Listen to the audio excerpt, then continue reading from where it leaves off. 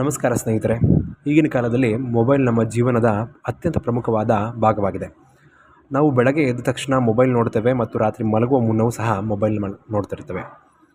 ದಿನಕ್ಕೆ ಕೆಲವರು 2 ಅಥವಾ 3 ಗಂಟೆಗಳ ಕಾಲ ಬಳಸಿದರೆ, ಕೆಲವೊಬ್ಬರು 8 ರಿಂದ 10 ಗಂಟೆಗಳ ಕಾಲ ಮೊಬೈಲ್ನ ಬಳಸ್ತೀವಿ. ಮೊಬೈಲ್ ನಮ್ಮ ಜೀವನವನ್ನು ಸುಲಭವಾಗಿ ಮಾಡ್ತಿರೋದು ನಿಜ. ಉದಾಹರಣೆಗೆ ಯೂಟ್ಯೂಬ್ ಮೂಲಕ ಹೊಸ ವಿಷಯಗಳನ್ನ ಕಲಿಬೋದು, ಗೂಗಲ್ ಮೂಲಕ ಯಾವುದೇ ಮಾಹಿತಿಯನ್ನು ಪಡೆದುಕೊಳ್ಬೋದು, ಕ್ಷಣ ಮಾತ್ರದಲ್ಲಿ ಹುಡುಕ್ಬೋದು, ಆನ್ಲೈನ್ ಕ್ಲಾಸ್ಗಳ ಮೂಲಕ ಮನೆಯಲ್ಲೇ ಕೂತ್ಕೊಂಡು ಓದ್ಬೋದು, ಸ್ನೇಹಿತರ ಜೊತೆಗೆ ಕಮ್ಯುನಿಕೇಟ್ ಮಾಡ್ಬೋದು, ಚಾಟ್ ಮಾಡ್ಬೋದು, ಕುಟುಂಬದ ಜೊತೆಗೆ ಮಾತನಾಡ್ಬೋದು. ಇದ್ರ ಮೂಲಕ ಜಗತ್ತಿನ ಮಾಹಿತಿವೆಲ್ಲವೂ ನಮ್ಮ ಕೈಯಲ್ಲೇ ಸಿಗುತ್ತದೆ.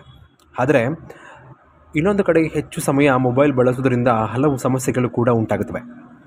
ಭಾಳಷ್ಟು ಜನರು ಸೋಷಿಯಲ್ ಮೀಡಿಯಾ ಮತ್ತು ಗೇಮ್ಸ್ ಅತಿಯಾಗಿ ಒಲವು ಹೊಂದಿ ಸಮಯವನ್ನು ವ್ಯರ್ಥ ಮಾಡ್ತಿದ್ದಾರೆ. ಇದರಿಂದ ಓದಿನಲ್ಲಿ ಗಮನ ಕಡಿಮೆ ಆಗ್ತದೆ, ಕಣ್ಣುಗಳಿಗೆ ತೊಂದರೆ ಆಗ್ತದೆ ಮತ್ತು ಆರೋಗ್ಯಕ್ಕೂ ಸಹ ಹಾನಿ ಆಗ್ತದೆ. ಕೆಲವು ರಾತ್ರಿ ತಡವಾಗಿ ಮೊಬೈಲ್ ಬಳಸೋದ್ರಿಂದ ಸರಿಯಾಗಿ ನಿದ್ರೆ ಕೂಡ ಆಗೋದಿಲ್ಲ. ಒಂದು ಅಧ್ಯಯನದ ಪ್ರಕಾರ ಜನರು ತಮ್ಮ ಜೀವನದ ಹಲವು ವರ್ಷಗಳನ್ನು ಮೊಬೈಲ್ನಲ್ಲೇ ಬಳಸೋದ್ರಿಂದ ಕಳೀತಾರೆ. ನಾವು ಆ ಸಮಯ ಹೊಸ ಕೌಶಲ್ಯಗಳನ್ನು ಕಲಿಯಲು, ಪುಸ್ತಕ ಓದಲು ಅಥವಾ ನಮ್ಮ ಕನಸುಗಳನ್ನು ಸಾಧಿಸಲು ಬಳಸಿದರೆ ಜೀವನದಲ್ಲಿ ದೊಡ್ಡ ಬದಲಾವಣೆ ತರಬಹುದು. ಆದ್ದರಿಂದ ಮೊಬೈಲ್ ಬಳಸೋದು ತಪ್ಪಲ್ಲ, ಆದರೆ ಅದನ್ನು ಸರಿಯಾದ ರೀತಿಯಲ್ಲಿ ಬಳಸೋದು ಬಹಳ ಮುಖ್ಯ.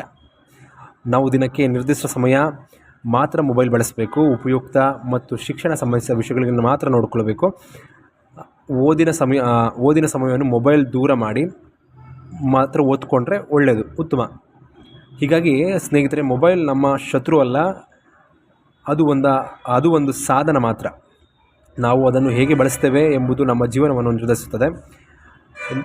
ನೀವು ಮೊಬೈಲನ್ನು ಹೆಚ್ಚು ಬಳಸ್ತೀರಾ ಅಥವಾ ನಿಯಂತ್ರಣದಲ್ಲಿ ಇಡ್ತೀರಾ ಅಥವಾ ಇದರಲ್ಲಿ ಇಡೋದಕ್ಕೆ ಬಯಸ್ತೀರಾ ಅಂತ ಕಮೆಂಟ್ನಲ್ಲಿ ತಿಳಿಸಿ.